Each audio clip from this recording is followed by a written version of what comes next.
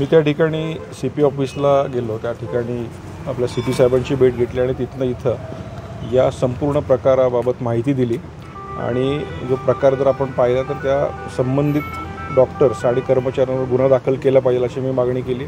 गुन्हा दाखल झालाच पाहिजे।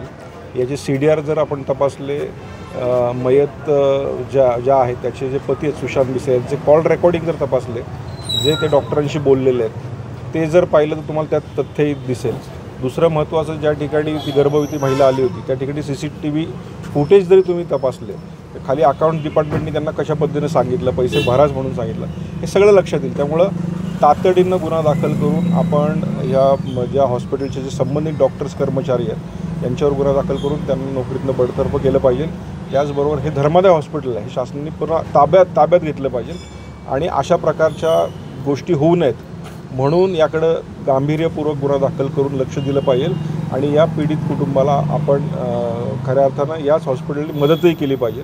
आणि आज त्यांनी त्या 2 मुली जन्मलेल्या आहेत त्या ठिकाणी, तिला आता आई नाही आहेत आणि पुढचं भवितव्य संपूर्ण अंधारात आहे आणि हे एकाच चुकीमुळे झालं आहे। आणि नक्की जर ह्याचा आपण तपास केला तर ह्याच्यात लक्षात येईल की नेमकी चूक त्या संबंधित डॉक्टरची आहे। सर